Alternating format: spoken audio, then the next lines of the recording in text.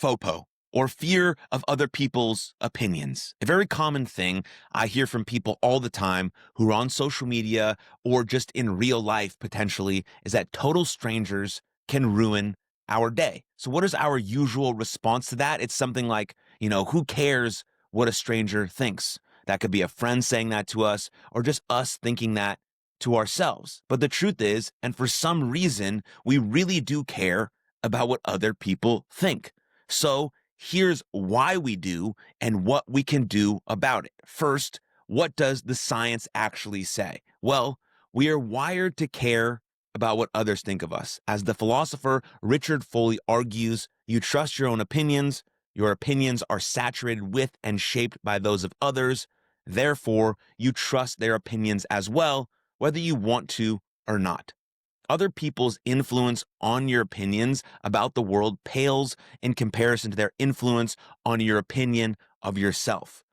Evolution neatly explains why. For virtually all of human history, human survival depended on membership in a close-knit clan and tribe. Before the modern structures of civilization, such as police and supermarkets, being cast out from your group meant certain death from cold, starvation, or predators. This can easily explain why our sense of well-being includes and must include others' approval, as well as why the human brain has evolved to activate the same neural substrates when we experience physical pain when we face social rejection. So the science is very clear on this. So with that, here's what I think about this whole idea of FOPO. Unfortunately, the instinct to want the approval of others is woefully maladaptive for the current modern life, where once you would have justifiably left the terror of being expelled onto like the frozen tundra, today you might suffer acute anxiety that strangers online will cancel you for maybe an ill-considered remark, or a passerby will, snap a photo of you in a bad outfit choice and mock you on Instagram for the whole world to see. In the worst cases, anxiety about the approval of others can blow up into, debilitating fear, right? Even a diagnosable psychological condition called allodaxophobia. Say that 17 times fast. Even if it doesn't, right, become like a very serious mental illness, worrying about the opinions of others can lower, your basic competence in ordinary tasks, such as even making decisions. Another reason why we fear others' opinions is because negative assessments can lead to shame. So here's what we can actually do to help ourselves out. Just because our overconcern for what other people's opinions of us is like natural doesn't mean that it's inevitable and we have to always do it forever for the rest of our lives.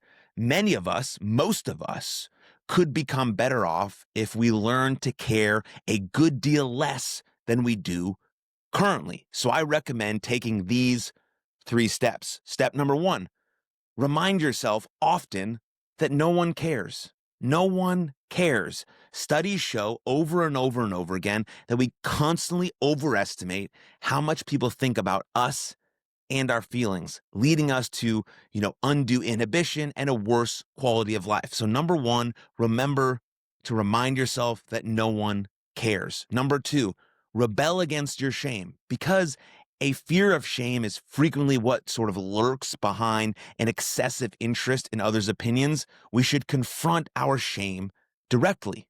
Ask yourself, what am I hiding that I'm a little embarrassed about? Resolve to not hide it anymore and decimate the useless shame holding you back. So number 2 is rebel against your shame. And number 3 is stop judging others. To judge others is to acknowledge a belief that people, in fact, legitimately judge one another. Thus, it is an implicit acceptance of others' judgment of you.